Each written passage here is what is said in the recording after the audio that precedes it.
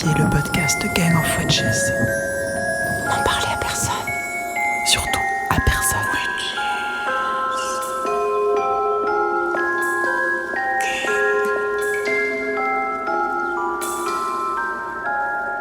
Un podcast produit par Gang of Witches Et animé par Valérie Mito et Wendy Delors.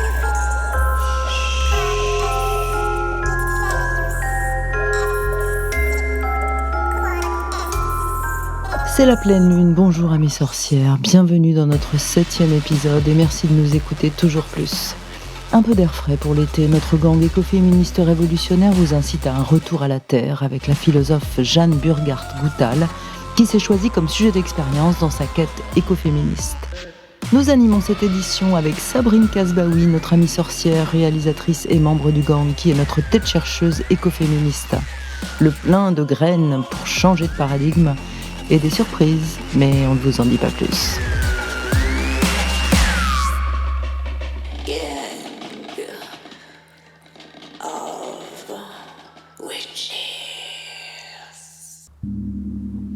Nous sommes avec Wendy, bien sûr, mais en duplex de Lyon. Bonjour Wendy. Bonjour Valérie, bonjour Jeanne, bonjour Sabrine. Bonjour, salut Wendy. Sabrine, est-ce que tu veux nous présenter Jeanne Burghardt-Goutal, s'il te plaît ? Oui, alors Jeanne, tu es philosophe, tu es prof au lycée, tu es aussi professeure de yoga. Et je dois dire que j'ai eu un énorme coup de cœur pour ton livre qui m'a occupée pendant tout le confinement, donc c'est comme un ami.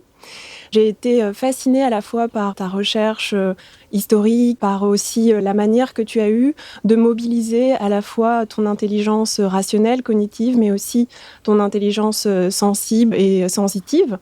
Est-ce qu'on peut juste donner quand même quelques éléments de repère pour les auditrices qui connaîtraient peut-être un peu moins bien l'écoféminisme ? Est-ce que, par exemple, tu peux nous expliquer, nous rappeler d'abord qui était Françoise d'Aubonne, donc qui a créé le mot écoféminisme, qui est un peu à l'origine en fait de cette pensée. La naissance du mouvement écoféministe, elle est liée à la naissance du mot écoféminisme dans Le féminisme ou la mort, donc un ouvrage de 1974, écrit par Françoise d'Aubonne, une des cofondatrices du MLF, donc le mouvement de libération des femmes, et qui a fondé aussi le phare, le Front homosexuel d'action révolutionnaire, donc était une figure du féminisme français, un peu en marge du mouvement, parce qu'elle avait des positionnements très révolutionnaires, très radicaux, qu'elle prônait la violence, ou ce qu'elle appelait la contre-violence. Elle a même posé une bombe dans la centrale de Fessenheim, je crois. Mais effectivement, en fait, si on essaie de mettre en perspective historiquement sur du plus long terme, moi, ça m'a amené à découvrir des mouvements et des penseurs, penseuses que je ne connaissais pas du tout dès la fin du 19e siècle, en fait, dans les mouvances radicales de l'extrême gauche européenne, en Grande-Bretagne notamment, en Suède aussi, en France. Louise Michel, d'une certaine façon, elle se rattache à ce mouvement-là. Il y a déjà eu, en fait, historiquement, dans l'extrême gauche anarchiste ou socialiste, des liens qui ont été faits entre féminisme et végétarisme. Donc il y a eu tout un mouvement de féministes végétariennes et anti-vivisection à la fin du 19e siècle. L'idée que ça serait une même forme de violence qui s'exercerait dans la domination patriarcale et dans la domination sur les animaux, ou les mauvais traitements infligés aux animaux, c'est surtout la cause animale au 19e siècle. Et puis, dans l'essor du mouvement proprement dit au 20e siècle, effectivement, en France, ça n'a pas tellement fonctionné.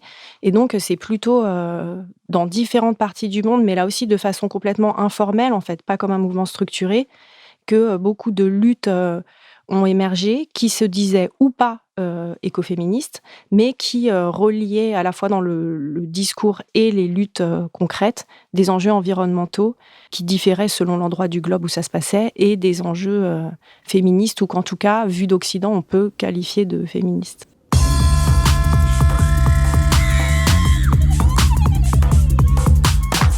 Ce qui m'a fascinée aussi dans ton ouvrage, c'est de voir en quoi finalement tu avais utilisé l'écoféminisme comme une arme de déconstruction massive. C'est toi-même qui utilises cette expression. Et notamment une arme de déconstruction de principes économiques majeurs et politiques majeurs. Comment finalement c'est un outil, l'écoféminisme ? C'est vrai que ce chapitre, arme de déconstruction massive, il aurait pu faire un livre entier, tellement même quand on n'est pas complètement d'accord avec certaines thèses de l'écoféminisme, pour le coup, en tant que lunette pour décrypter un certain nombre de discours à la fois savants et quotidiens, c'est puissant. Et en l'occurrence, par exemple, concernant les théories économiques, c'est vrai que quand on aborde des textes de Locke, de Adam Smith, de fondateurs des théories économiques libérales, mais aussi de Marx et Engels, donc d'économistes marxistes ou qui ont pris le contre-pied des économistes libéraux sur plein de trucs, mais en même temps, on se rend compte qu'il y a en fait des sortes de points communs cachés, des points aveugles qui n'ont pas été pensés par les auteurs eux-mêmes, qui apparaissent comme des évidences, à la fois sur la vision de la nature et sur la vision des femmes. Donc, par exemple, la notion de travail, qui est une des notions fondamentales de la théorie économique, de façon implicite et même pas discutée en fait, immédiatement ça désigne le travail salarié, le travail masculin, etc. Et donc par exemple, tout le travail domestique n'est pas appelé travail, c'est juste les fonctions naturelles des femmes. De la même façon, la nature, elle est présentée toujours comme une sorte de matière inerte, improductive, que les hommes doivent rendre productive par leur travail. Et lisant ça après avoir lu des théories écoféministes et après avoir un peu observé comment fonctionne la nature, on s'aperçoit en fait que c'est complètement biaisé et que ces biais androcentristes et anthropocentristes se retrouvent finalement dans toutes les sciences humaines et dans énormément de discours quotidiens, de films, de pubs, que c'est un arrière-plan caché. Alors justement, moi j'ai trouvé ça fascinant et l'exemple que tu as pris avec Locke dans le traité du gouvernement civil, qui est donc un texte fondateur de l'économie classique et du libéralisme, c'est saisissant puisqu'il dit à l'époque « La terre et toutes les créatures inférieures sont communes et appartiennent en général à tous les hommes ». Oui. Alors, en fait, c'est une idée, je pense qu'il peut la reprendre, l'écrire comme une évidence, parce que, d'une certaine façon, c'est écrit dans la Bible. Enfin, en tout cas, c'est la façon la plus répandue de comprendre la Bible. Même si, justement, il y a certaines théologiennes écoféministes qui ont montré qu'on pouvait en faire des lectures plus écolo ou plus féministes, mais en gros, dans la culture occidentale de tradition chrétienne, on a interprété le récit de la Genèse en disant, voilà, le Dieu a créé tous les animaux et l'homme est leur maître et possesseur. Et donc, en fait, c'est une idée qui paraît une évidence. Chez Descartes, il y a cette fameuse phrase de rendre l'homme comme maître et possesseur de la nature. Et donc, c'est vraiment des impensés et qui, en plus, souvent amènent à des contradictions. Parce que, déjà, effectivement, dire que tout a été créé pour être possédé par tous les hommes, ça montre effectivement une sorte de pyramide dans laquelle l'être humain est au sommet de la pyramide et le maître légitime et supérieur à toutes les créatures. Donc, une vision qui est complètement anti-écolo. Et en plus, quelques lignes plus tard, Locke explique que tous les hommes, c'est quand même pas les femmes, et puis que c'est pas non plus les esclaves, et que là aussi, toutes ces contradictions montrent que dans ces textes, qu'est-ce qu'on appelle l'homme ? De qui on parle quand on dit l'homme? De la même façon, dans la Déclaration des droits de l'homme et du citoyen, c'est qui l'homme? C'est les femmes, c'est les esclaves, ou bien finalement, c'est que donc il y a cette construction du sujet. Non, ça faut pas, faut pas déconner quand même. Et en fait, tous ces choses qui peuvent apparaître des détails et qui peuvent vraiment passer inaperçus quand on n'a pas la puce à l'oreille du fait de lecture écolo ou féministe, effectivement, après avoir lu des écrits écoféministes, c'est plus possible de ne pas s'en apercevoir. C'est ça, ça permet vraiment de déconstruire une pensée hégémonique, dominante, qu'on n'a même pas interrogée. Exactement.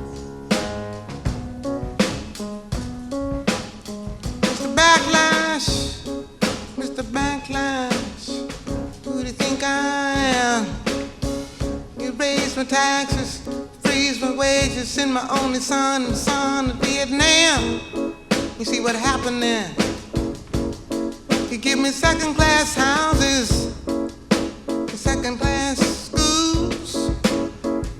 You know all colored people in this country got to be second-class fools. And it's true now. That's the truth now. It's true now. Hey, but I got something on you. I know how to leave you with the blues. Dès qu'il y a une avancée en termes de féminisme, quelle qu'elle soit, il y a de toute façon un backlash, un recul, parce que il y a toujours un groupe d'hommes qui ne supportent pas qu'une puissance se fabrique dans un groupe de femmes. Mais qu'est-ce qui fait qu'en France, il y a eu cet intérêt, puis ce désamour très rapide? En France, justement, en fait, ça contredirait un petit peu ta vision, puisque ce qui m'est apparu à partir de recherches qui ont été faites par Isabelle Cambourakis, donc qui a fondé la collection Sorcières, qui a fait vraiment un travail d'archives extraordinaire sur la presse féministe et écologiste des années 70-80 en France. Il semblerait qu'en fait, c'est beaucoup plus du côté des femmes féministes que du côté des écolos, hommes ou femmes, que ça a bloqué. Et qu'il y a eu, en fait, au fin des années 70, début des années 80, en France, il y a l'essor du premier parti vert, avec Brice Lalonde, premier candidat écolo au présidentiel, etc.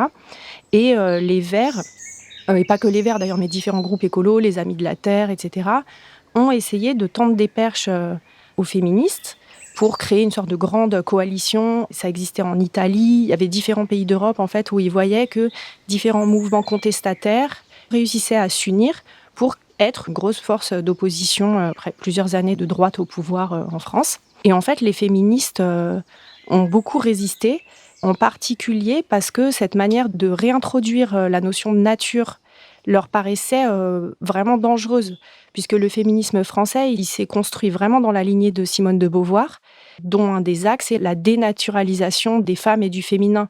La phrase très célèbre de Simone de Beauvoir, « On ne naît pas femme, on le devient ». Ici, naître, ça veut dire être par nature. Donc, il y a vraiment eu tout un effort de Beauvoir, suivi par quasiment tout le féminisme français, pour dissocier complètement les femmes de leur association avec la nature, avec le corps, avec une forme d'animalité à laquelle on les a longtemps associées, pour briser l'idée de nature féminine ou d'éternel féminin, etc.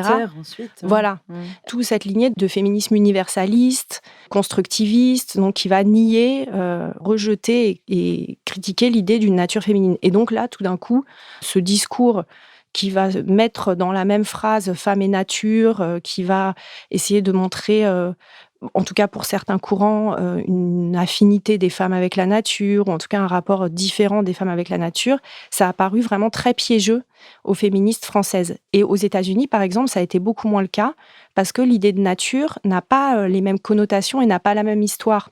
En fait, en France, ça sonne un peu pétainiste, quoi, le retour à la terre, le retour à la nature, on y voit le retour à une sorte d'ordre traditionnel assez patriarcal. Les femmes au foyer, etc. Exactement. Alors qu'aux États-Unis, par exemple, philosophiquement, les grands penseurs de la nature, c'est Emerson et Thoreau, donc les transcendantalistes, qui ont utilisé la notion de nature dans un but révolutionnaire, dans un but de critique de la civilisation industrielle, d'une culture qui opprime, etc. Mais voilà, sur le sol français, on a hérité d'une notion de nature qui est beaucoup plus liée à la philosophie des Lumières, et donc à des oppositions nature-liberté, par exemple, qui ont rendu ce concept un peu impossible à manipuler, en particulier dans la sphère féministe.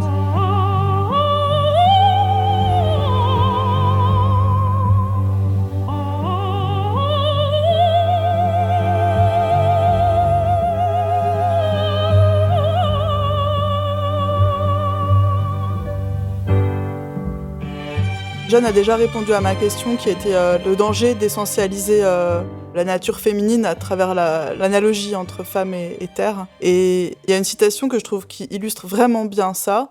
C'est ce paragraphe de Claude Bourguignon, agronome français, que tu cites au début du livre, Jeanne, qui intervient dans le film de Colline Serrault, Solution locale pour un désordre global, et qui, accompagné de sa femme Lydia Bourguignon, intervient dans ce film.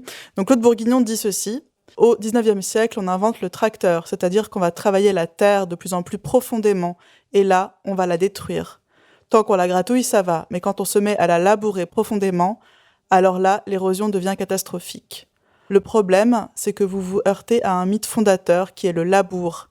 Et attaquer un mythe chez l'être humain, c'est très compliqué. Avec Lydia, on se bat pour changer la mentalité des agriculteurs. Accepter de ne plus violer la terre. Pour eux, toute leur virilité s'exprime. Plus j'ai un gros tracteur, plus je défonce la terre profondément, plus je la viole, plus je suis un mec. C'est très long de changer une mentalité. Nous détruisons la planète depuis 500 000 ans, et faire comprendre aux hommes qu'il est temps maintenant de la respecter, vous savez, c'est encore plus compliqué que de leur faire comprendre qu'il faut respecter les femmes. Quand on voit comment on traite les femmes sur la planète, on comprend qu'il y aura du chemin avant qu'ils respectent la terre. L'association entre la femme et la terre, c'est quelque chose qui et bon, peut-être pas universelle, mais en tout cas qui se trouve dans énormément de représentations collectives, de mythes, d'associations psychiques un peu inconscientes. Donc la terre-mère ou la mère-mère, donc l'association voilà, de la femme avec du symbolisme naturel, le parallèle entre fécondité, fertilité, etc. Et en fait, c'est une association qui peut être utilisée en bonne part ou en mauvaise part. C'est-à-dire, dans l'histoire de la modernité occidentale, ça a souvent été utilisé effectivement pour inférioriser les femmes et aussi inférioriser la nature. Ça jouait comme une sorte de cercle vicieux et les construire comme une sorte de règne inférieur à celui de l'homme associé à la culture. Mais en même temps, ça peut aussi servir positivement, par exemple dans tout l'imaginaire du type Avatar ou Le Nouveau Monde, Pocahontas, tout Oui, ça. puis tu montres dans le livre, il y a aussi plein de civilisations ou d'époques où en fait ça s'est inversé, c'est dans l'autre Oui. sens, donc c'est pas une valeur absolue. Voilà. Mm. En tout cas sur la nature. Parce qu'après, en vrai, si on veut être précis, il y a terre, c'est pas la même chose que nature, etc. Enfin, il y a plein de sortes de subtilités. Mais quelque chose, moi, que j'écris pas dans le livre, mais qui m'intéresse aussi dans cette citation, parce que j'ai vraiment un mauvais esprit, c'est que en fait... Ne t'autoflagelle pas. Tu connais cet adage. Il ne faut pas s'autoflageller quand on est une femme. Il faut laisser les autres le faire. Alors, flagellez-moi, mais j'ai mauvais esprit. Mais en fait, Claude Bourguignon, en fait, quand on lit ça, ça peut paraître... on peut se dire, mais oui, son analyse, elle est vachement lucide et tout ça. Sauf que moi, il y a 2 choses qui me gênent. Déjà, Claude Bourguignon, il travaille avec sa femme Lydia Bourguignon. Il la laisse jamais parler. En fait, ce passage-là du film, il y a une sorte de contradiction en acte qui est vraiment flagrante, qui est qu'il tient une espèce de discours féministe, sauf que sa femme, elle est à côté de lui, elle écoute. C'est un grand classique, ça. Et il parle.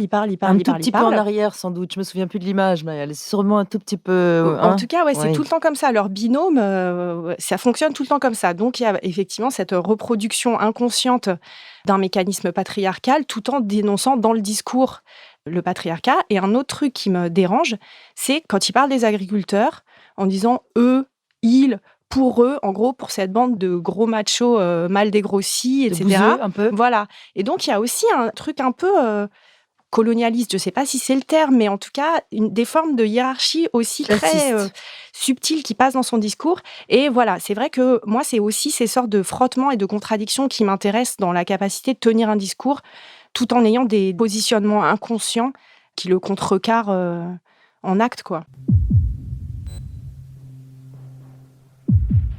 Previously dans Ad Vitam Aeternam, Ava découvre ce qui pourrait bien s'appeler la liberté. La nature est-elle donc aussi menaçante que le dit le père ? Ad Vitam Aeternam, épisode 6. Derrière le verre blindé, les arbres ont les pieds dans le cours du fleuve qui fournit l'eau à la tour. Leurs racines noueuses et enchevêtrées affleurent une petite plage de sable blond et de terre noire.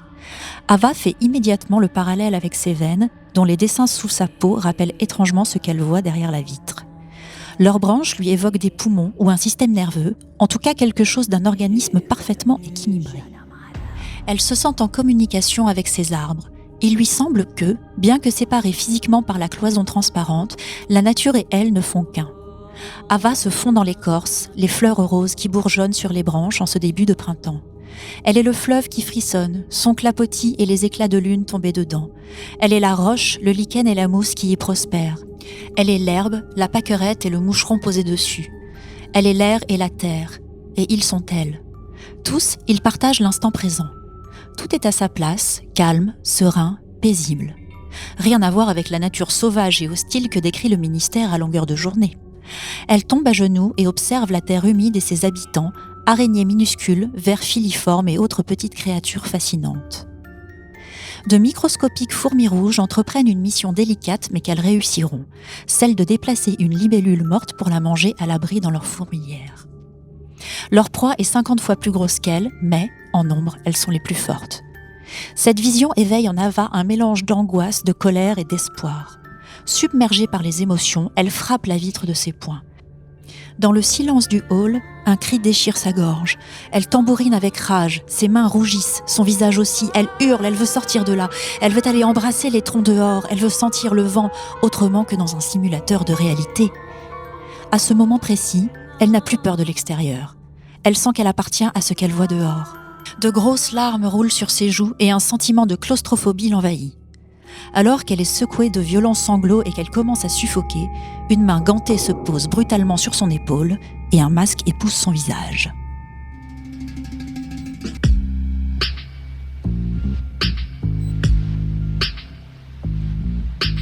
Le bâton de parole est à Sabrine Kasbaoui, notre amie sorcière.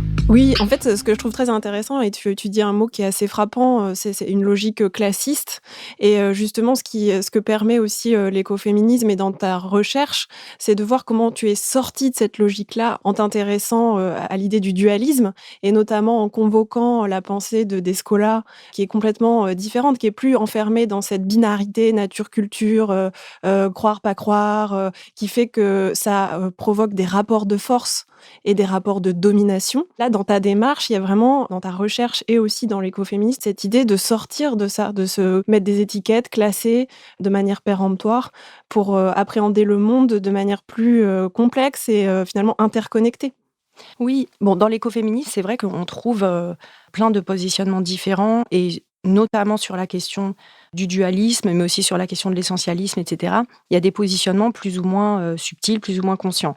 Et il y a certains positionnements qui, en fait, reprennent à leur compte des formes de dualisme un peu guerrier, effectivement, de supériorité des femmes sur les hommes. Mais c'est vrai que moi, les écrits qui m'ont paru les plus porteurs, c'est justement ceux qui cherchent une sorte de troisième voie.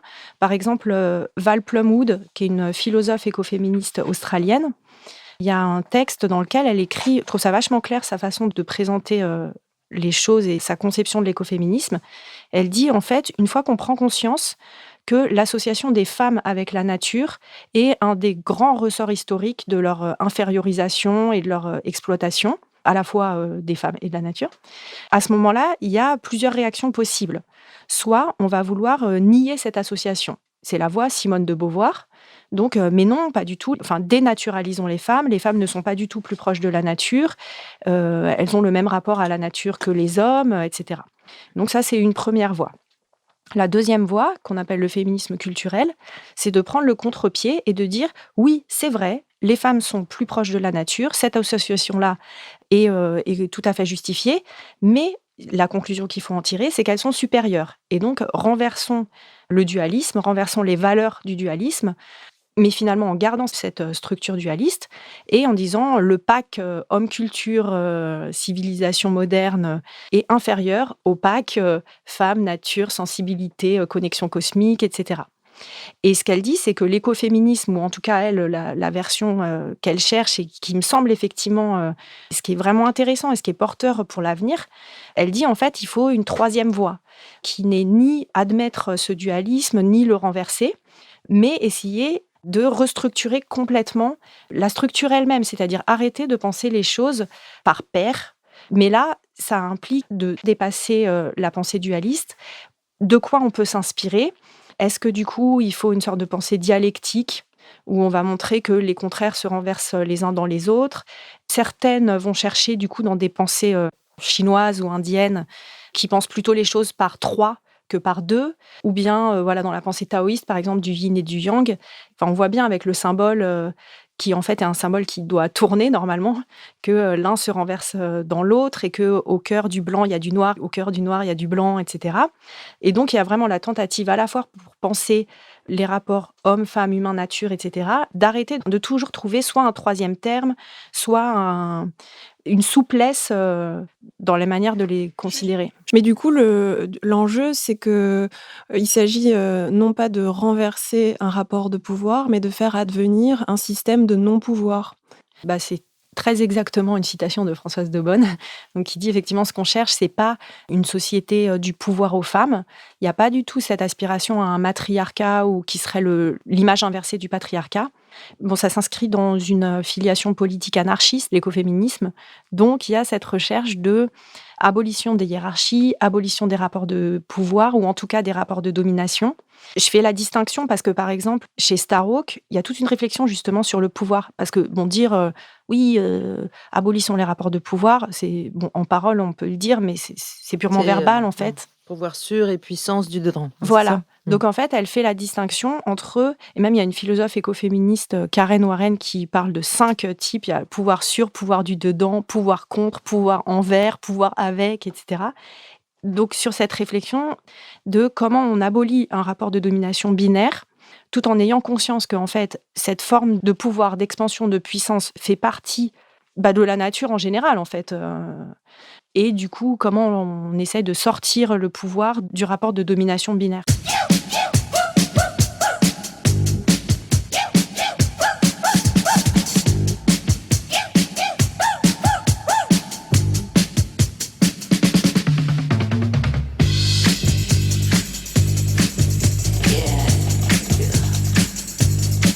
Je pense que ce qui est contre-productif et dangereux politiquement dans l'analogie entre la femme et la nature, la femme et la terre, c'est que dans la femme, on pense aux femmes cisgenres, alors qu'en vérité, il y a des femmes qui sont transgenres, transsexuelles, cisgenres. Il y a toutes sortes de femmes et toutes ces femmes-là sont victimes de violences patriarcales.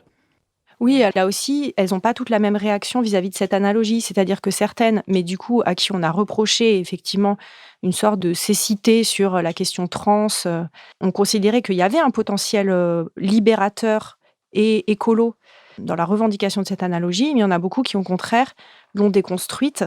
Et dans tous les cas, elles ont cherché à mener une réflexion sur l'idée de nature pour justement la sortir de l'image qu'on en a habituellement et qui fait qu'on pourrait penser que c'est forcément aliénant d'associer quelqu'un ou une catégorie à la nature, en disant c'est sûr que si on conçoit la nature telle que la conçoit Kant, par exemple, ou telle qu'on la conçoit un peu dans certaines pensées classiques qui se situent plutôt du côté de la rationalité, de l'arrachement à la nature, alors effectivement, associer les femmes ou les noirs à la nature, c'est forcément une manière de les aliéner, parce que naturel égale, dans cette optique-là, pas conscient, pas libre. Exploitation. Voilà, et puis surtout, c'est qu'on s'imagine qu'on a une vision des êtres naturels, par exemple des animaux, comme dépourvus de conscience, dépourvus de liberté. Du coup, c'est forcément humiliant et infériorisant de comparer à la nature.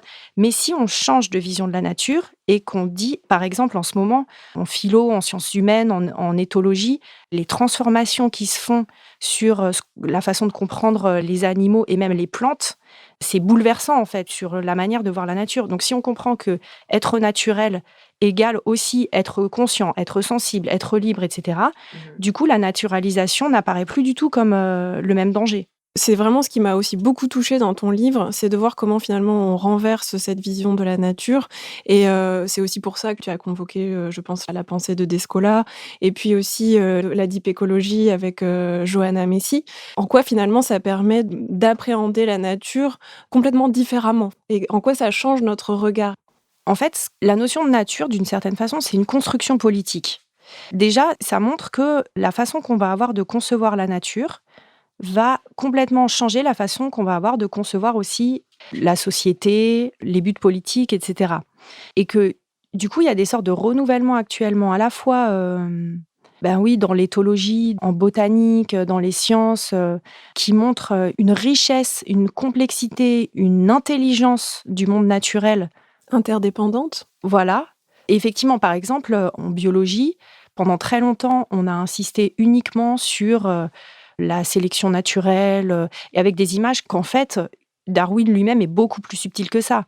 Mais on a beaucoup insisté sur la nature, c'est la loi de la jungle, le plus fort mange le plus faible, les sociétés de lions ou de singes sont organisées avec une dominance du mâle alpha, etc.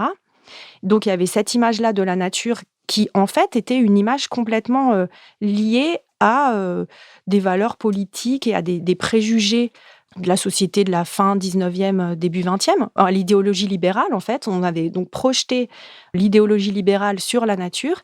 Et depuis une 50aine d'années, notamment depuis, je dois le reconnaître, en tout cas en lisant Haraway, c'est ça qui apparaît, c'est notamment depuis que beaucoup de femmes se penchent sur ces questions, qu'on s'aperçoit qu'en fait, les symbioses, les interdépendances, la coopération, l'entraide sont super importantes dans les mécanismes d'évolution et dans le fonctionnement des écosystèmes, que le rôle des femelles est complètement différent de celui qu'on avait vu, que certes, on peut interpréter en termes de dominance l'organisation d'une société de singes, par exemple, de grands singes, mais que c'est vraiment un prisme d'interprétation et qu'on peut aussi y voir comme crucial le rapport mère-petit, la transmission mère-petit. Je crois que c'est Haraway qui écrit ça, que voilà, maintenant, avec tout ce qu'on découvre sur le fonctionnement des sociétés animales et des sociétés végétales, parce qu'on découvre aussi que, par exemple, une forêt, c'est une société, en fait. On a cru que la nature était blanche, violente, hétéro, et que maintenant, on s'aperçoit que non, en fait, la nature n'est pas blanche, violente, hétéro. Elle est extrêmement queer. En ce qui concerne les animaux, par exemple, on se rend compte que le monde animal est même beaucoup plus queer que le monde humain. Oui, finalement. Et puis pour les plantes, alors je ne sais pas qu'il faut appeler ça queer, mais c'est vrai que la sexualité végétale, c'est quand même d'une inventivité vraiment fantaisiste.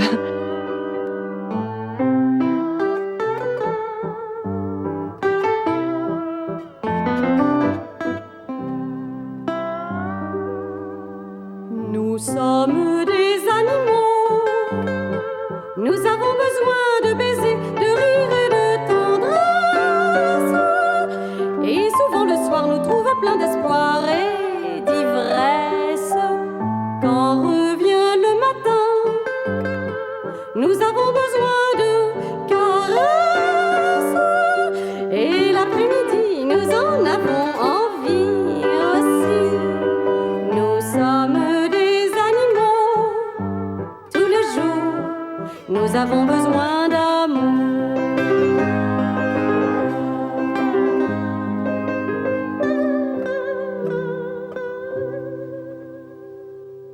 Je veux vous lire le passage. Veux nous lire le passage. Donc, c'est un passage de Joanna Macy. Qu'est-ce qui nous permet de ressentir de la peine pour notre monde ? Et qu'est-ce que nous découvrons lorsque nous cheminons à travers cette peine ? À ces deux questions, il existe une seule réponse. L'interconnexion avec la vie et avec tous les autres êtres. Pourquoi notre peine pour le monde est-elle si importante ? Parce que nos réactions manifestent notre interdépendance. Nos sentiments de détresse sociale et planétaire ouvrent la porte à la conscience systémique. Pour employer une autre métaphore, ils sont comme un membre fantôme. Tout comme une personne amputée continue de sentir des élancements dans le membre sectionné, nous aussi, en un sens, nous éprouvons, dans l'angoisse pour les personnes sans abri ou les baleines chassées, une douleur qui appartient à une partie séparée de notre corps, un corps plus vaste que celui que nous pensions posséder, qui ne s'arrête pas aux limites de notre peau.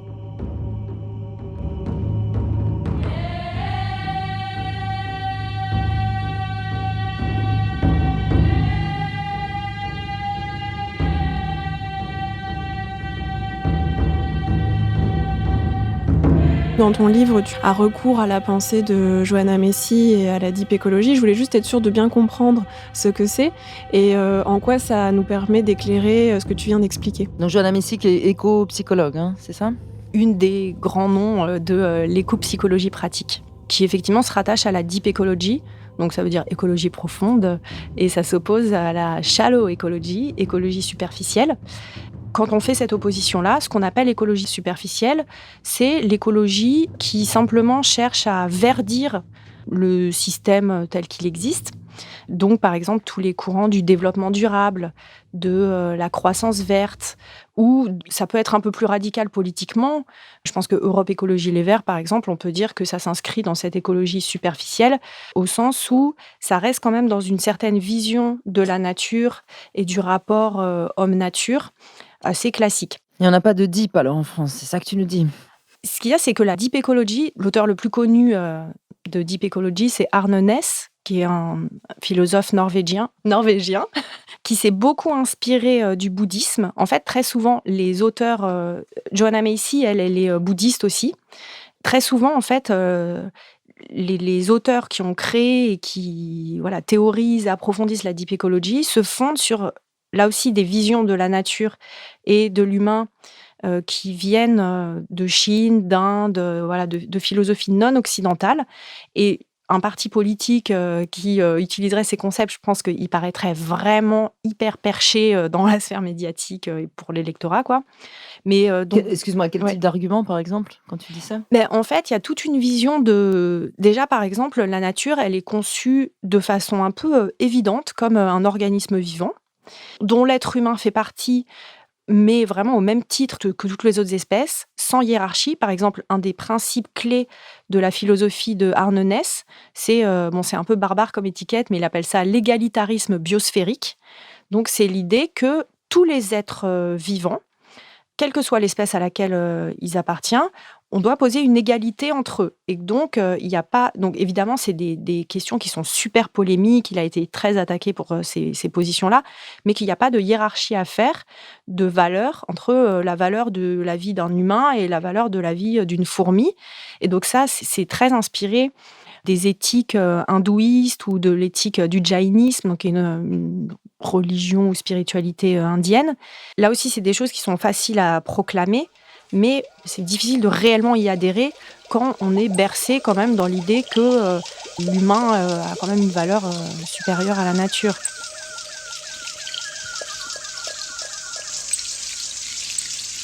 Et de la même façon, dans la possibilité de communiquer avec les êtres naturels, là aussi, même si aujourd'hui ça paraît peut-être, en tout cas dans certains milieux sensibles à l'écologie, de moins en moins délirant ou débile de dire qu'on peut peut-être communiquer avec les êtres naturels, globalement, ça reste quand même une idée qui, tout de suite, a l'air de nous placer un peu du côté des fous, quoi, ou un truc un peu zinzin, quoi. Et donc, dans la deep ecology, il y a vraiment cette radicalité-là.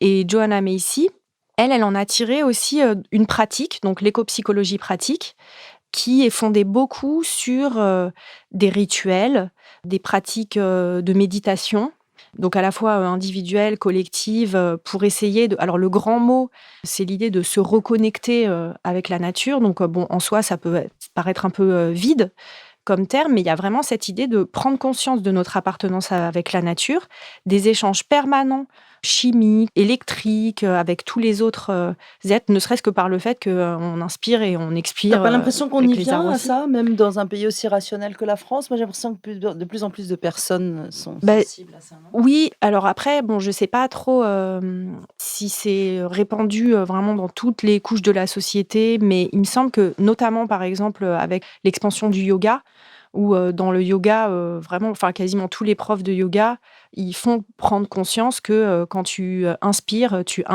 l'oxygène que les arbres te donnent et que quand tu expires, tu leur redonnes du CO2 qu'ils vont retransformer en oxygène que tu vas leur redonner. Ce sont nos amis.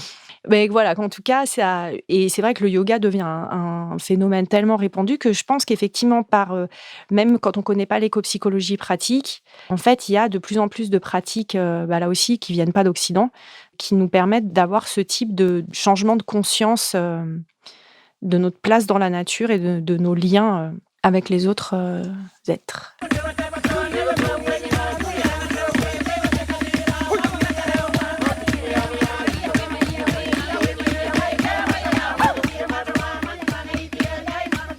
Ça sonne très fort par rapport à ce qu'on est en train de vivre, quoi, en termes de ces expressions qui sont dans le livre beaucoup, désespoir climatique, éco-anxiété, on est en plein dedans. J'ai pas un jugement très compétent sur ces questions, mais si je me prends moi-même comme cobaye, ça me paraît avoir une énorme pertinence. Ce qu'explique Joanna Macy, par exemple, c'est qu'il faudrait que les psychologues aujourd'hui aient conscience qu'en fait, un certain nombre de troubles de leurs patients et de leur anxiété et de leur désespoir, de leur dépression viennent de la rupture d'un lien avec la nature. Et c'est des choses qui pouvaient, il y a quelques années, paraître un peu clichés ou tout ça, mais en réalité, il me semble que ça a une portée explicative et sans doute thérapeutique qui est vraiment énorme. Et j'avais jamais, avant de lire Joanna Macy, fait le lien avec une sorte de rupture avec la nature, etc. Et qu'à la fois, à travers ces lectures-là, à travers aussi des pratiques de yoga, ça fait plusieurs années que je pratique, j'aimerais enseigner, je crois, et que là aussi, je sens qu'il y a une sorte de piste à la fois existentielle, politique aussi, je crois, qui peut être très importante. Et que dans cette histoire de reconnexion avec la nature, c'est pas quelque chose de bidon. Cette image du membre fantôme, elle me paraît très juste.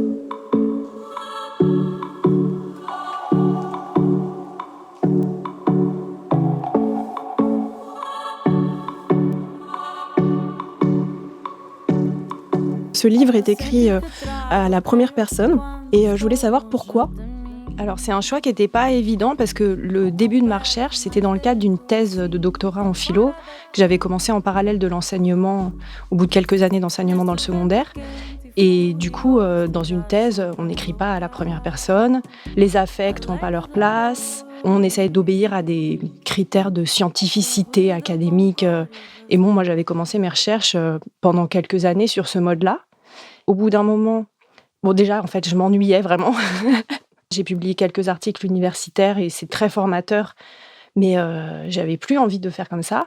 Et aussi, je me suis rendu compte de plus en plus que pour le sujet que j'essayais d'appréhender, c'était complètement absurde et incohérent de continuer à avoir une démarche purement intellectuelle et séparée de la dimension émotionnelle, sensible, sensorielle, physique, etc. Parce que c'est justement une séparation que l'écoféminisme lui-même a théorisée et critiquée, dont il considère que c'est un des aspects du patriarcat, en fait, de séparer et de hiérarchiser la sensibilité et l'intellect, souvent genrer sensibilité côté féminin, intellect côté masculin, avec une hiérarchie qui fait qu'on considère comme plus légitime un discours intellectuel et rationnel et qu'on va discréditer des discours plus affectifs ou incarnés.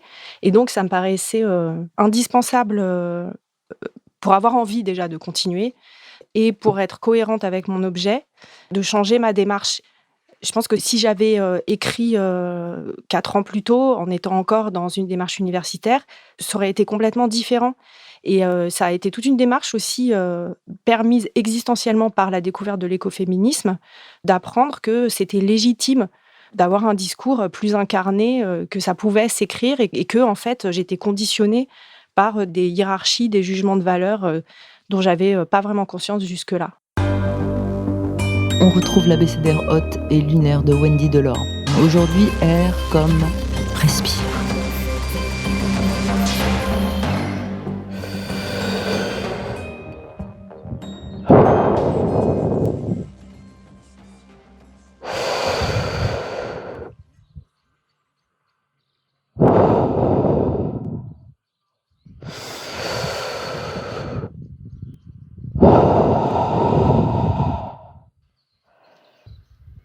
L'air dans tes poumons se fait plus dense.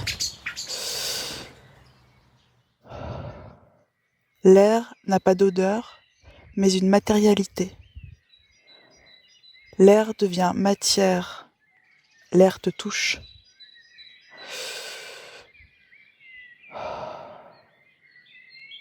L'air s'insinue dans tes narines. L'air est un organisme vivant. L'air monte dans ta gorge, il chatouille ta glotte.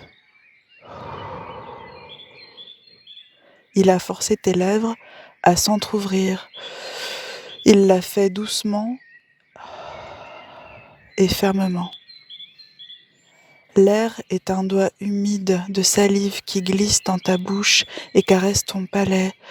Ta gorge mouille. L'air pénètre tes poumons.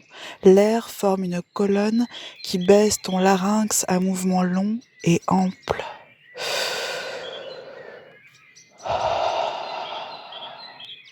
L'air trouve intuitivement le rythme, le bon rythme. Tu sens tes poumons s'ouvrir en grand pour l'accueillir. L'air prend possession de tes bronches. Elle se dilate au maximum.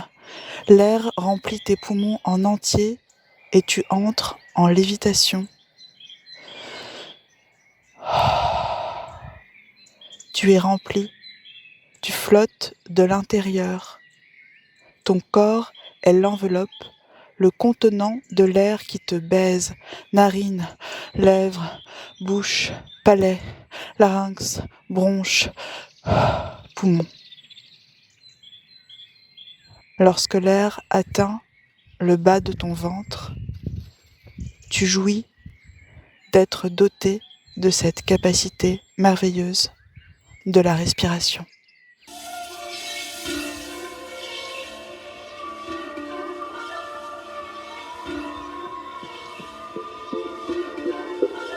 Alors Jeanne, tu pratiques le yoga, moi aussi, et c'est une pratique qui apporte énormément, tant du point de vue physique que psychique. Je me pose quand même la question de ce succès planétaire du yoga, de la lithothérapie, de ces industries du bien-être, en fait, et du néolibéralisme, qui avale tout ce qui, à la base, lui contrevient. C'est vrai que là aussi, il y a à boire et à manger. Et effectivement, par exemple, quand on est dans un studio de yoga avec des petites minettes en leggings à la mode et tout ça, on n'a pas forcément l'impression que c'est une pratique super radicale.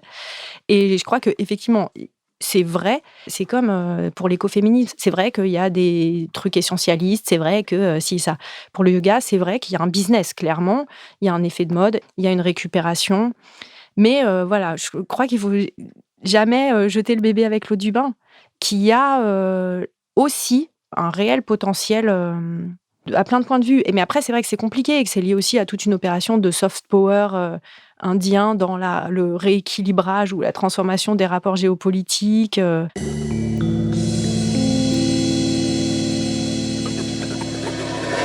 C'est en Inde, en fait, qu'il y a quelque chose qui se déclenche. C'est-à-dire que tu es extrêmement réticente quand tu commences cette enquête philosophique.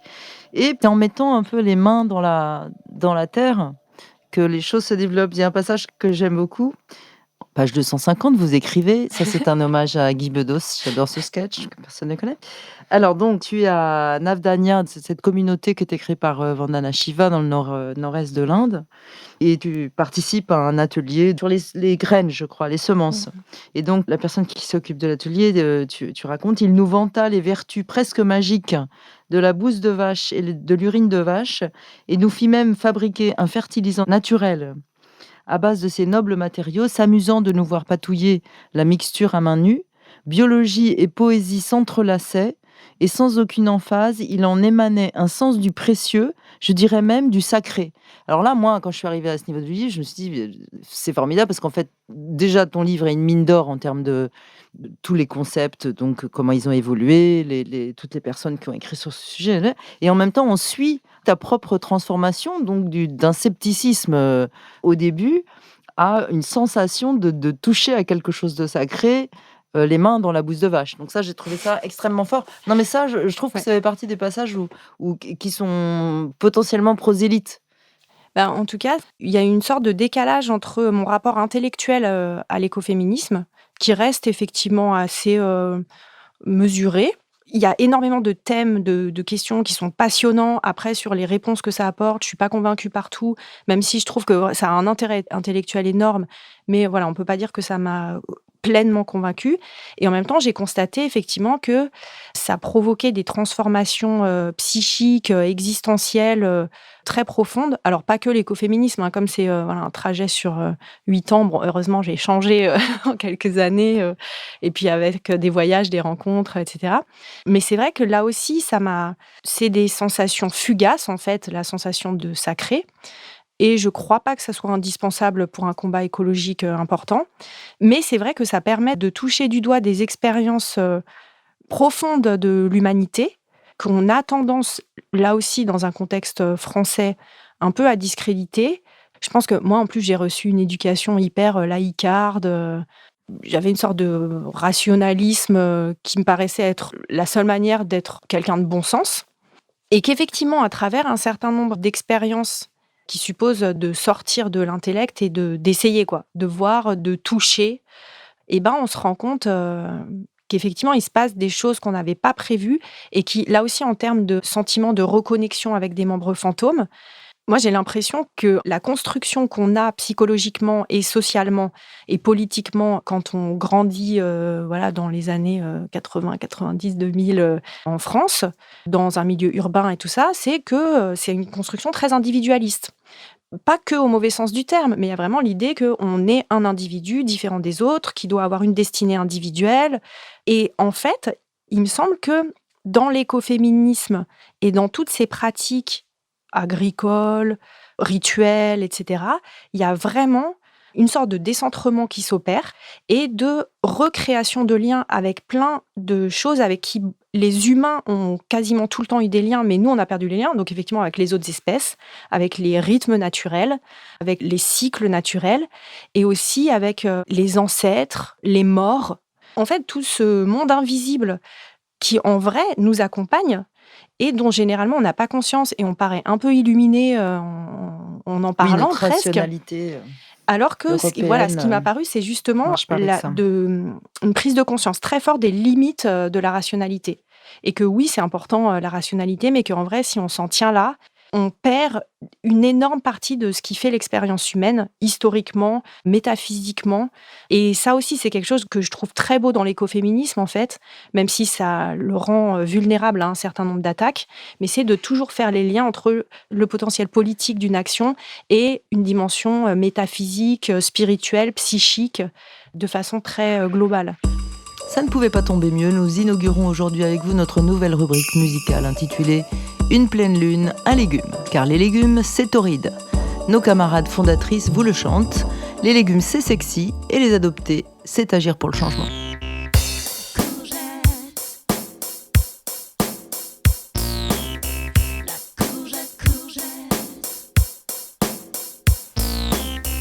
En juillet, on met quoi dans la potion magique?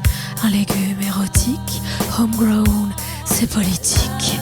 Je soulève les grandes feuilles du carré potager, découvre avec délice les fleurs orangées. Je décroche le gourdin, je le serre dans ma main. Le légume phallique avec sa peau qui pique, gorgé de vitamines et d'antioxydants. Il pousse facilement, il a un gros rendement. Trop de barbac is killing me. Green's gonna be my remedy. En crêpe tchatchouka à la plancha, je suis vegan. Mange des courgettes one more time. Il y a vraiment une réintroduction du sacré dans le politique avec tous ces pratiques de rituels qu'on retrouve beaucoup, notamment chez les femmes que tu as rencontrées en France aussi. C'est des pratiques qu'on voit souvent pour des femmes qui se disent écoféministes. Oui, alors il est important quand même de rappeler qu'il y a des autrices et des secteurs de l'écoféminisme qui sont tout à fait matérialistes. On n'est pas obligé de croire au sacré, etc. Il y a un écoféminisme totalement dépourvu de considérations spirituelles. Par exemple, chez Maria Mies, donc, qui est une sociologue écoféministe allemande. Que tu cites beaucoup, oui. Oui. Elle a un cadre d'analyse marxiste, matérialiste, c'est des concepts politiques, etc. Il n'y a pas de notion de sacré, de divin, etc. Après, c'est vrai que moi, comme beaucoup de personnes qui s'intéressent à l'écoféminisme, en fait, cette dimension spirituelle m'a intéressée de plus en plus. Là aussi, au début, avec, je ne sais pas si c'était des réticences, mais en tout cas, des interrogations, quoi, le désir de ne pas se faire avoir. Je pense qu'il y a clairement un danger d'aller trop loin dans l'irrationalité ou de perdre de vue... par exemple, tous les trucs actuellement autour des fake news, de la perte totale de conscience de qu'est-ce que ça veut dire vrai et faux, qu'est-ce que c'est une théorie rigoureuse et qu'est-ce que c'est une théorie bidon. Enfin, quand on perd de vue un certain nombre de critères de rationalité, on peut aller effectivement vers le conspirationnisme, vers une perte aussi de tout socle commun pour avoir une vision du monde partagée, etc. Mais en même temps, l'audace... au moins par des pratiques, pas forcément par des théories, d'expérimenter quel type de relation on peut avoir avec une totalité qui nous dépasse, qu'on l'aperçoive comme supranaturelle ou naturelle, peu importe, mais en tout cas, avoir conscience que les objectifs humains sont pas l'alpha et l'oméga de la planète et que se replacer dans le cosmos. Ça, par exemple, c'est un truc que je trouve très puissant, en fait, dans les pratiques de yoga et dans les pratiques rituelles.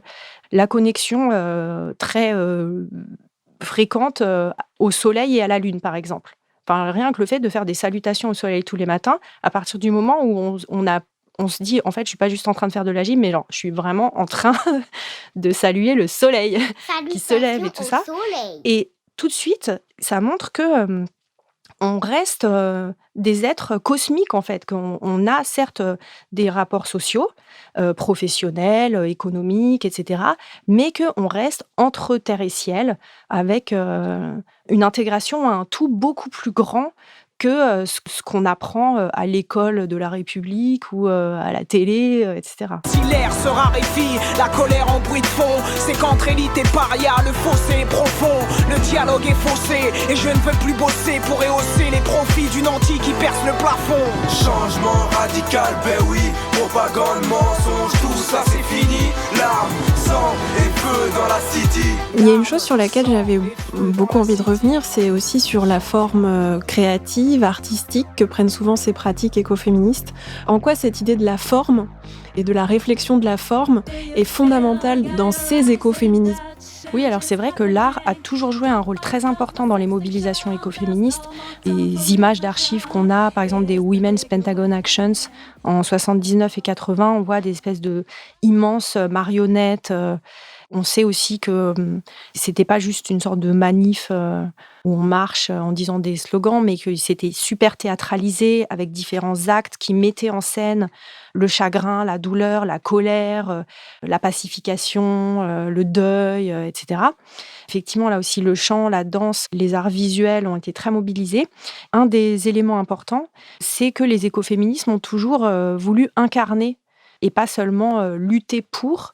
Et donc, dans leur propre lutte, elles cherchent à non pas simplement militer en vue de l'avènement futur d'une société souhaitable, mais de, ici et maintenant, dans la mesure du possible, l'améliorer. Voilà, et non, réaliser... Pas tant croire que faire, qu'agir. Exactement. Ouais, et donc, voilà, dans l'idée selon laquelle l'art est une des dimensions...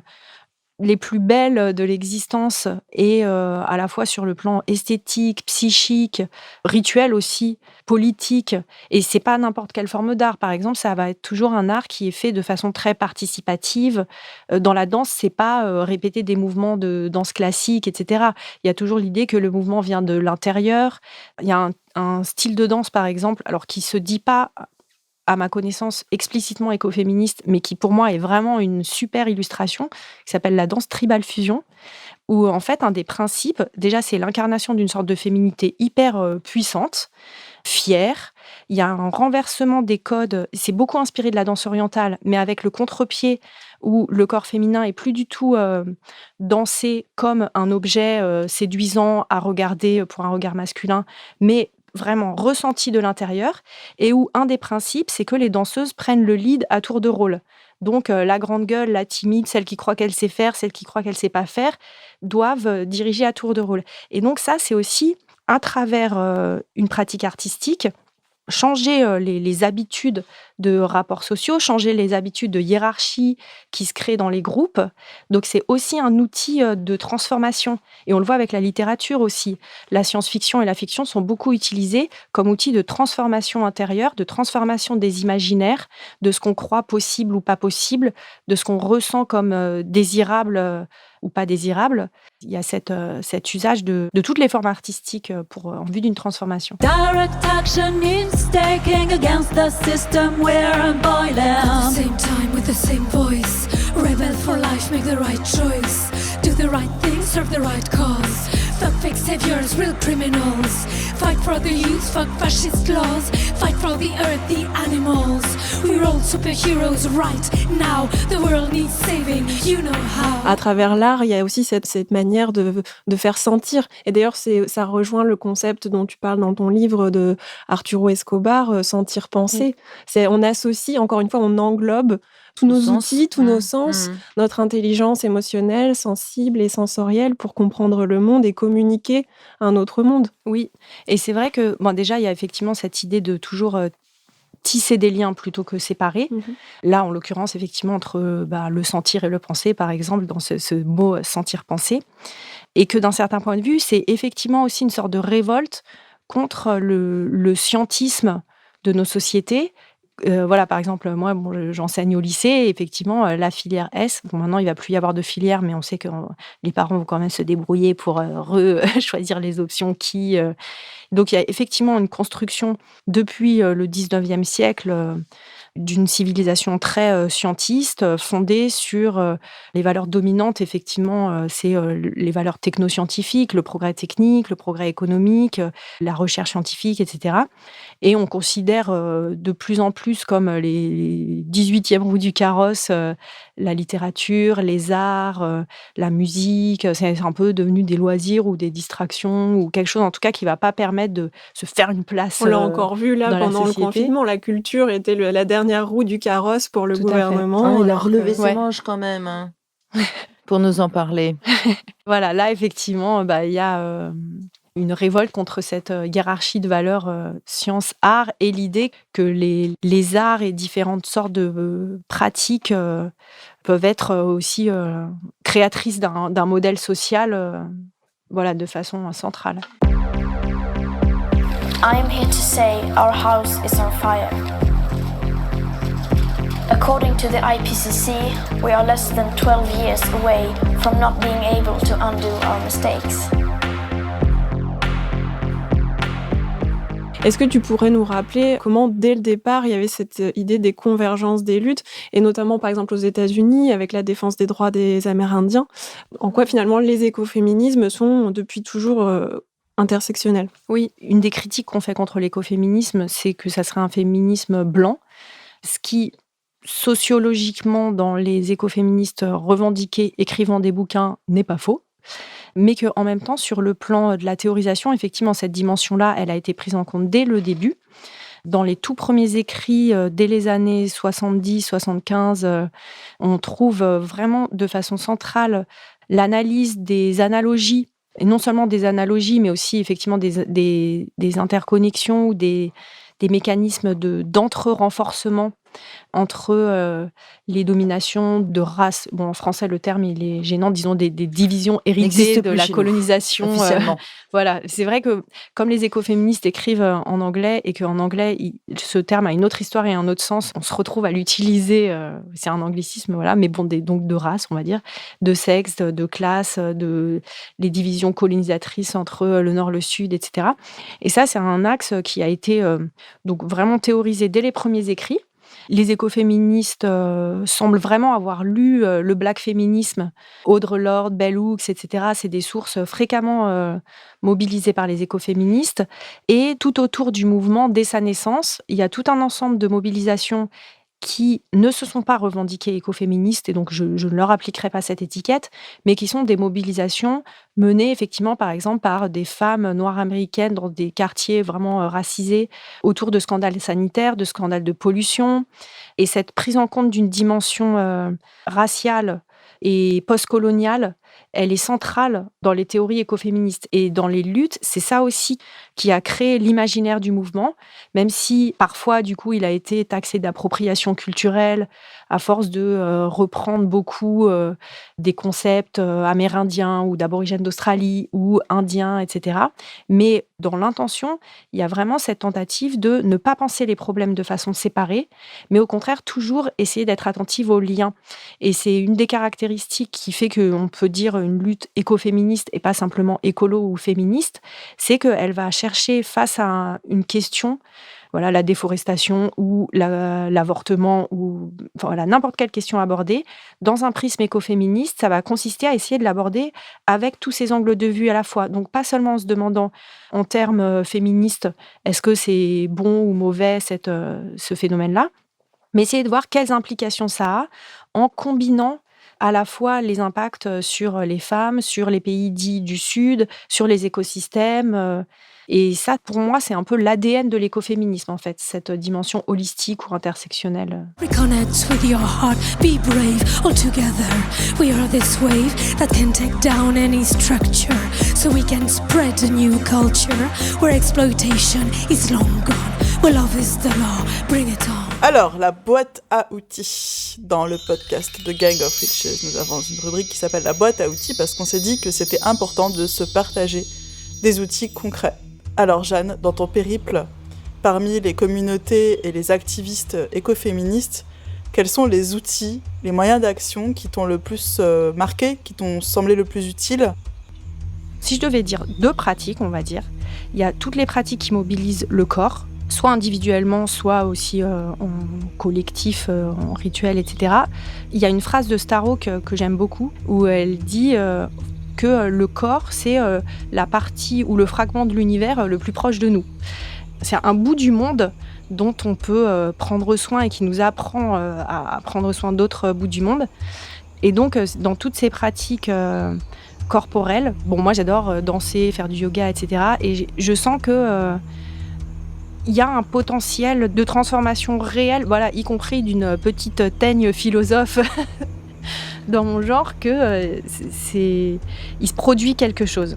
Et qu'il y a énormément de femmes que j'ai rencontrées au cours de ma recherche qui sont danseuses. Et je pense que c'est pas un hasard. Et le deuxième type de pratique, c'est tout ce qui relève de la cueillette ou du jardinage, parce qu'il y a un apprentissage. Bon, déjà, effectivement, la mobilisation des mains.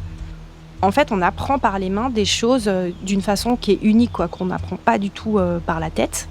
Et si on veut pouvoir cueillir ou jardiner, et en fait, ça me plaît parce que c'est des pratiques qu'on peut faire n'importe où. C'est pas très spectaculaire, c'est pas des mobilisations de milliards de personnes, mais c'est des choses qui sont réellement possibles à faire dans n'importe quel style de vie quotidien, qu'on soit en ville ou à la campagne ou quoi que ce soit. Il y a besoin de presque rien.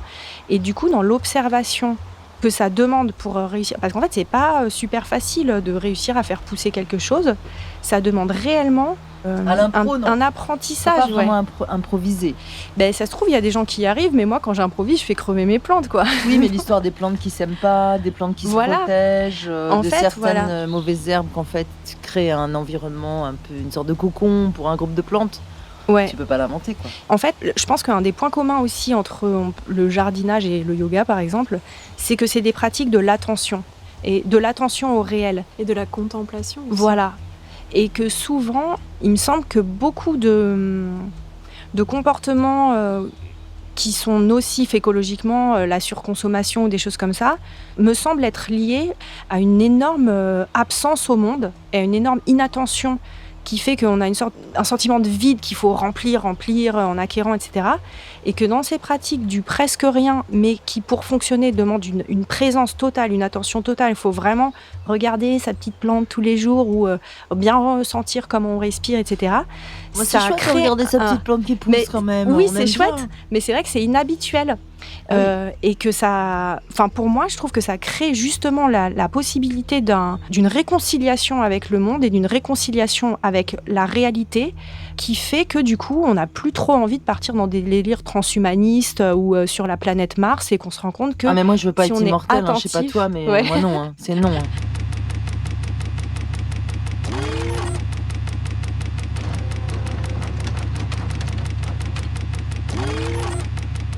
Et on voit aussi que c'est un autre rapport au temps qui se joue là.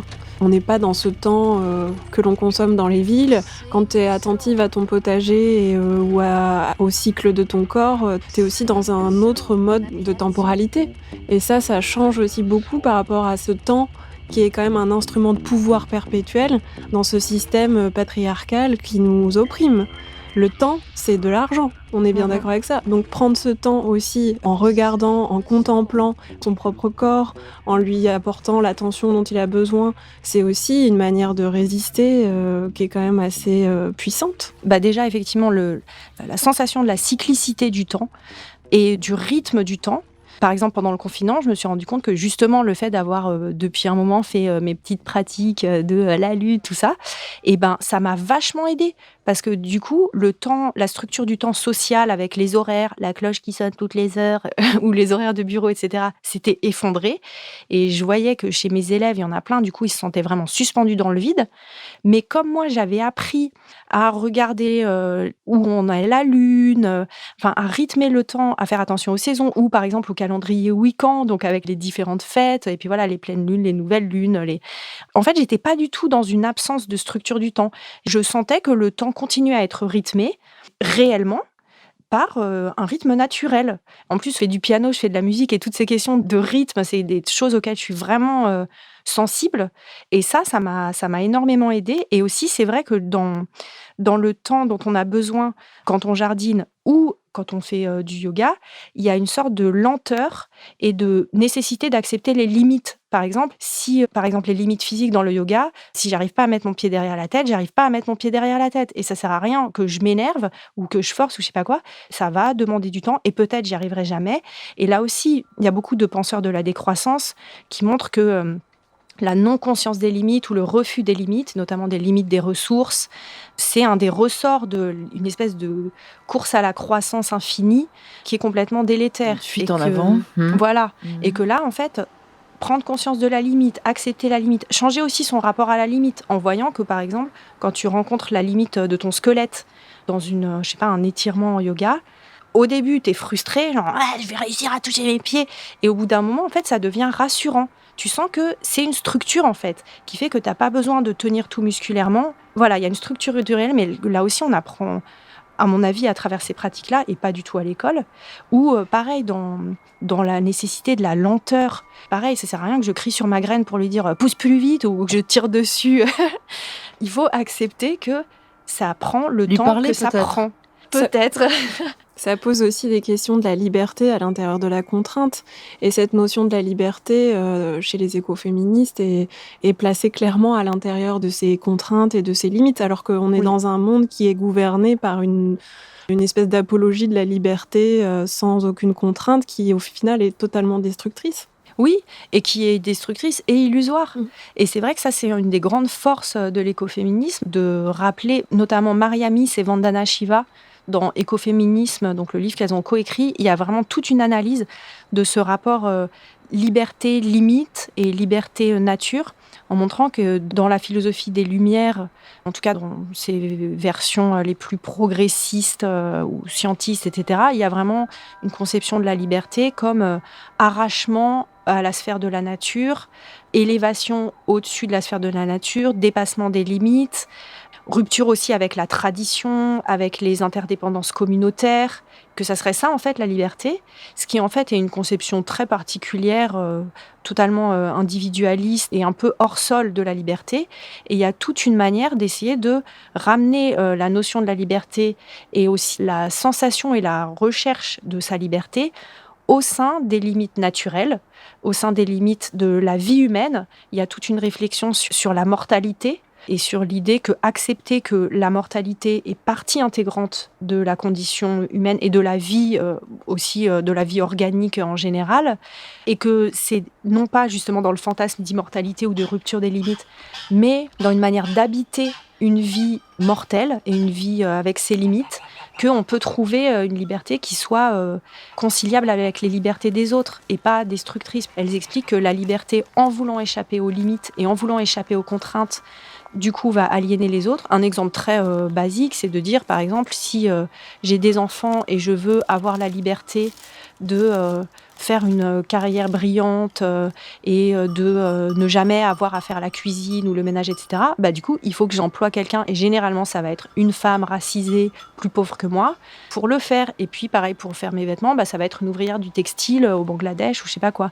Donc, il y a cette idée de réussir à habiter le mieux possible au sein des limites pour ne pas faire peser sur les autres notre refus des contraintes matérielles, des contraintes naturelles, organiques, etc.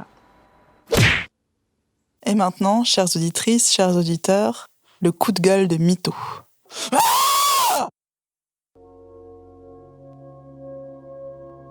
J'ai fait un mauvais rêve. Un virus s'abattait sur le monde, tuait des humains. Pas beaucoup en valeur absolue, mais abîmait profondément nos rêves, nos espoirs de bonheur et notre liberté. On n'y était pour rien. Enfin si, comme pourrait dire Greta Thunberg et la génération climat, on avait laissé faire. On avait regardé dériver le monde, notre monde, comme si, en cas de cata, la promesse d'habiter dans le noir ou sous une bulle sur Mars ou ailleurs nous avait remplis d'espoir, selon l'adage de tous les politiques libéraux, après moi le déluge, tel un « on se lève et on se casse », version patate de divan irresponsable et fan de navette, regardant du haut de l'univers et sans pincement au cœur, la Terre transformée par nos soins en chaos poubelle. Pendant que les infos nous bassinent sur le vote bobo et l'abstention record qui a permis une nette progression des écolos en France au municipal, et c'est une bonne nouvelle, ah et vraiment on arrête avec bobo, il est mort et vide ce mot maintenant, usé. les boîtes sont poreuses et nombre de dits bobos sont souvent aussi des précaires. Ce qui se passe dans les coulisses des réseaux sociaux, c'est une polarisation de la société. On veut tous le bonheur, vivre en conscience de ce que l'on est, des réalités, de l'influence qu'on pourrait exercer sur le progrès du monde, non ? Non, apparemment non. En tout cas, pas de la même façon. Aux États-Unis, où la pandémie caracole à la première place mondiale, le port du masque est devenu politique. Tu as le masque, tu es démocrate, tu le refuses, tu es pour Trump et pour la liberté d'exprimer ta connerie au nom du fucking free speech ou liberté d'expression. Le free speech aux États-Unis, c'est par exemple un sympathique pompier noir du Nevada qui t'explique sans sourciller que oui, un néo-Ku Klux Klan peut exister à nouveau, car aux États-Unis, on ne doit contester l'opinion de personne, même les opinions racistes. Et c'est une personne noire dont les ancêtres se sont peut-être balancés, pendus dans les arbres, qui te le dit droit dans les yeux. Quand on voit ce qui se trame en termes de violence raciale, on se dit qu'en tous les cas, le free speech n'aide pas les Noirs. Ça n'est qu'une logique individualiste qui permet aussi l'expression de tout ce qu'il y a de plus vil, une torsion malsaine de la logique démocratique. C'est qu'avant la justice sociale, raciale et de genre et de validité, le monde néolibéral nous fait privilégier le « satisfait tous tes désirs mercantiles ». Ça arrive tout cuit en bas de chez toi, en nous faisant considérer qu'il s'agit là de la priorité fondamentale pour notre bien-être. La société se polarise par voie d'algorithme pour maintenir des groupes distincts et manipulables. Je n'ai aucun ami d'extrême droite sur les réseaux sociaux. Si je tentais l'expérience par curiosité, je me ferais jeter vite fait. Personne d'extrême droite ne va me demander en ami. Au pire, on mettra des insultes sur mon mur et moi, je bloquerai le gêneur. Chacun restera bien dans son coin. Pendant ce temps, les groupes se figent, la pensée est pétrifiée, elle ne circule pas et les blocs se renforcent dos à dos dans une sorte de préparation à la guerre civile. On est à un point de bascule. Nous sommes les jouets de l'intelligence artificielle. Artificielle. Elle est artificielle, cette nouvelle intelligence. Elle ne marche pas encore tout à fait, car comme pour le vaccin anti-Covid, les laboratoires du monde se tirent la bourre pour la faire fonctionner au plus vite. Et cet empressement n'est pas pour rassurer. Elle est partout, on étudie même dorénavant la façon de faire fonctionner la reconnaissance faciale avec port du masque. Des systèmes sont déjà à l'œuvre dans la justice pour aider les juges à prendre leurs décisions. Ça s'appelle la justice prédictive. La valeur de l'humain se dilue peu à peu dans la machine. Toute cette intelligence artificielle, à terme, va faire la plupart des choses mieux que nous, qu'on nous dit. Ça sera à nous, humaines, de nous adapter à une logique vitale robotisée. C'est déjà un peu le cas quand on passe des heures à faire secrétaire de nous-mêmes sur Internet, quand on se transforme en caissière au supermarché et quand on offre aveuglément nos datas aux GAFA. Car nous ne sommes plus que cela, des données. L'IA, intelligence artificielle, les spécialistes le disent, ça sera le paradis ou la dictature. Ils ne savent pas encore en fait, mais on entend que bientôt ça ne dépendra plus d'eux. Sur le papier, l'IA pourrait résoudre tous les problèmes. La faim dans le monde, le chômage et la prolifération de virus, on l'espère. Mais faut pas se gourer sur le programme et bien réfléchir aux pistes de réflexion et axes de calcul qu'on va donner à mouliner aux machines. Pourquoi serait-elle forcément vertueuse ? Et aussi et surtout penser à qui sera aux manettes. Les responsables politiques nous gavent, marionnettes cornaquées par la haute finance, mais plus les entreprises sont grosses et prospères, moins elles ont d'état d'âme. Il n'y a qu'à voir Sanofi, dont on attend avec fébrilité qu'elle découvre le vaccin anti-corona. D'abord, l'entreprise promet son éventuelle trouvaille aux États-Unis, qui a fait un gros chèque, puis se ravise. L'État français aligne alors 200 millions d'euros pour financer la recherche et bam, que fait l'entreprise ? Elle annonce 1700 licenciements en Europe sur les 3 prochaines années. L'obsession du profit, c'est la politique du doigt d'honneur. Peut-être Sanofi a-t-elle frémi quand la présidence a parlé de réduire les dividendes. Macron élu par le grand patronat qui soudain réduirait leurs dividendes. On attend de voir ça. Pour l'heure, il est temps de repasser au téléphone à clapet non connecté, de vivre avec du liquide tant qu'il en reste, de boycotter la grande distribution, de préférer les courgettes au beefsteak et de passer au tout recyclage. De toute façon, la chemise H&M ne tient pas 10 lavages, donc autant acheter des fringues de seconde main plus durables. Et oups, ma calculette a bugué dans ma dernière chronique d'incitation au soulèvement. Ou alors mon inconscient a refusé que le changement soit à portée de main. Il était question du pourcentage de population menant des actions non violentes nécessaires pour forcer les gouvernants au changement. Le chiffre, c'est 3,5% de la population. En France, la population d'adultes est d'environ 55,3 millions de personnes. Alors 3,5%, ça fait 2 millions d'actrices et d'acteurs du changement à rassembler. Quand on vous dit que c'est à portée de main. Jeanne, moi j'aimerais savoir à quoi ressemble ta sorcière intérieure. Alors, ma réponse spontanée, mais je sais pas pourquoi, c'est Mary Poppins. J'ai toujours eu une sorte d'admiration pour Mary Poppins. Alors, Dr. Queen, je sais pas si elle est vraiment sorcière, mais c'est un peu ma sorcière intérieure aussi. Je pense qu'il y a un truc justement dans la pédagogie. Queen, femme médecin. Très anticapitaliste, Mary Poppins. Hein. C'est vrai que je l'ai revue récemment avec mes petites nièces et qu'on peut faire une lecture écoféministe de Mary Poppins avec toute la city qui incarne cet univers capitaliste, masculin, hyper standardisé, tous habillés pareil.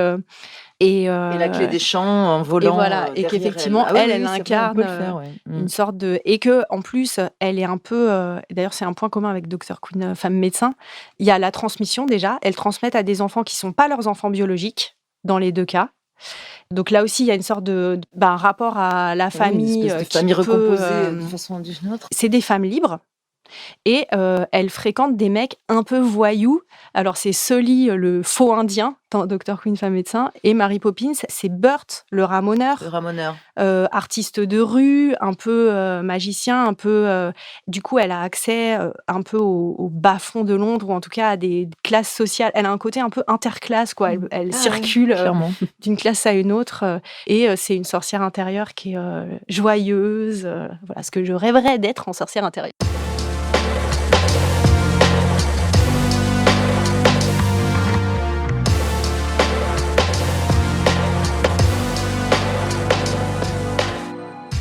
Qu'est-ce qui a changé fondamentalement chez toi après ces 8 années de recherche ? Quoi l'endroit qui a vraiment changé pour toi ? Une des choses qui a changé, je crois, c'est... peut-être je peux la résumer avec une phrase d'un philosophe, bon, c'est un homme, qui s'appelle Peter Sloterdijk, qui est un philosophe allemand, qui dit que... pendant les 40 ou 50 premières années de sa vie, il a été habitué à penser les crépuscules, parce qu'il a beaucoup travaillé sur les mêmes auteurs que moi, donc sur Nietzsche, sur la théorie critique de l'école de Francfort, sur la critique de la civilisation occidentale, et que au moment où sa femme est tombée enceinte et où il a appris qu'il allait devenir père, il a fallu qu'il commence à apprendre à penser les aurores. Et il me semble que c'est ça aussi qui se produit dans mon parcours. J'ai eu et je continue à avoir beaucoup d'intérêt pour les théories un peu fin de siècle, critiques, déprimantes, cyniques, etc. Et qu'en même temps, il me semble que comme posture existentielle pour permettre un avenir individuel, collectif, peut-être familial, enfin d'imaginer un monde. Là, maintenant, on n'est plus dans une fin de siècle, en fait. On est dans un début de siècle. Et c'est cette bascule-là qui me porte. Je suis contente de continuer avec toi demain pour la web-série. Oui, moi aussi, je suis très contente. Puisqu'on va tourner ensemble pour la web-série de Gang of Witches. Donc, tu vas aller me montrer ton potager. Voilà. Tu vas bien maintenant, donc, force d'apprentissage, j'imagine. Mais ça fait 5 jours que je ne l'ai pas vu, mon potager, du coup, puisque là, je suis à Paris depuis 5 jours. Et j'avoue que j'y pense souvent. Et que hier, par exemple, quand il y a eu un gros orage, je me disais « Oh, mais j'espère que dans le sud, il ne pleut pas comme ça. » C'était vraiment des gouttes violentes. Et j'ai certaines plantes qui sont encore des petits bébés. Je ne sais pas comment elles auraient pu réagir. Un petit pincement au cœur à l'idée que voilà. Donc, ce matin, j'ai téléphoné justement. Bah oui, c'est normal. En lui disant « Alors, la pluie, le potager, comment ça va ?» Et les sangliers.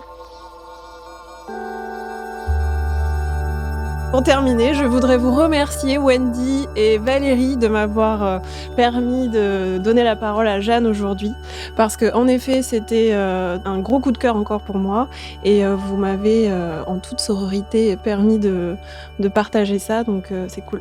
C'est ça la sororité, c'est voilà. Au revoir Jeanne.